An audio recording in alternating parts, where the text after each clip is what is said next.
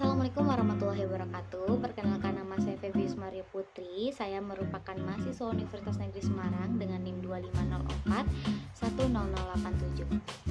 Saya merupakan salah satu mahasiswa dari kelas Literasi Digital dan Kemanusiaan. Saya akan menjelaskan apa itu artikel populer. Artikel populer adalah tulisan yang berisi ilmu pengetahuan atau topik tertentu yang disajikan dengan bahasa santai atau sederhana sehingga mudah dipahami oleh masyarakat, bukan hanya untuk akademisi. Nah, tujuan dari artikel ini biasanya untuk menyebarkan pengetahuan atau kesadaran untuk masyarakat atau khalayak ramai. Judul dari artikel saya adalah Antara Dunia Maya dan Nurani, Tantangan Etika dan Kemanusiaan di Zaman Serba Cepat. Nah, artikel saya ini mengangkat tentang bagaimana etika dan kemanusiaan mulai hilang dalam dunia maya. Seperti yang kita lihat, banyak sekali hal-hal yang tidak etis terjadi, seperti adanya perundungan, penjualan konten yang tidak etis atau sebagainya. Banyak sekali masyarakat atau pengguna yang tidak bijak dalam menggunakan media sosial. Nah, dalam artikel saya, mulai dari pendahuluan, saya menjelaskan tentang bagaimana etika mulai hilang.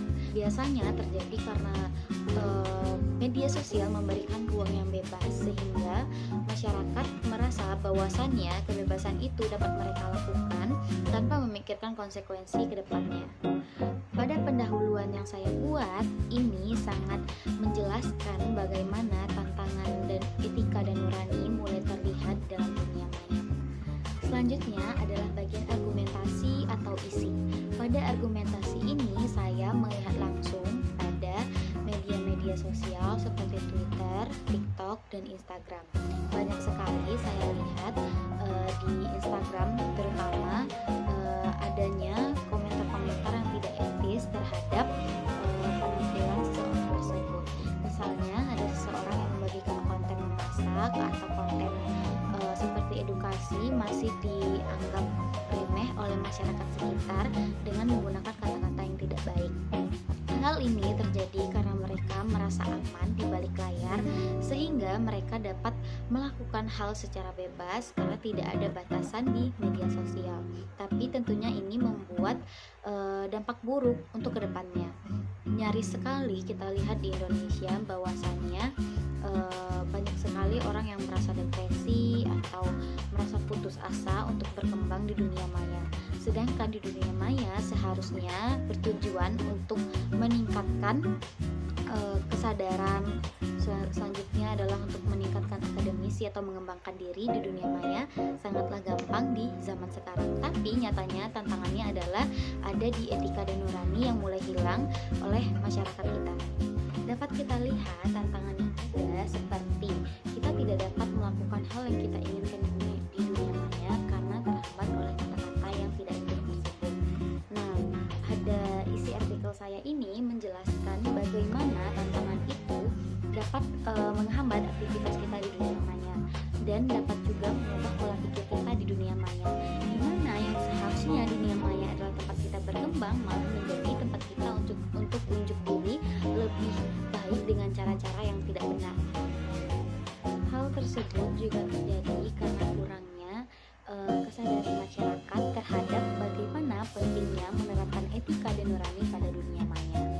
Nah, tapi itu dapat diatasi dengan adanya komunitas-komunitas atau individu yang memberikan atau menyebarkan konten-konten edukasi kepada masyarakat.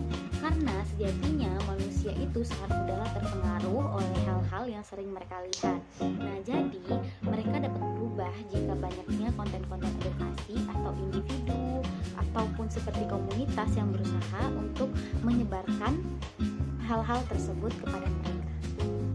Nah, kesimpulan seperti yang saya buat menjelaskan tentang bagaimana seharusnya dunia maya yang menjadi tempat terbuka untuk kita menjadi berkembang malah mendapatkan tantangan yang besar seperti saat sekarang ini. Hal tersebut terjadi karena adanya manusia yang tidak bertanggung jawab terhadap apa yang mereka lakukan.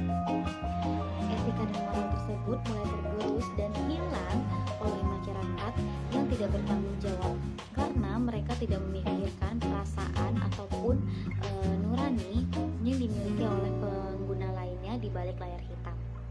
Jadi, gunakanlah media sosial dengan cermat dan tepat sehingga kita tidak merugikan orang lain ataupun diri kita sendiri.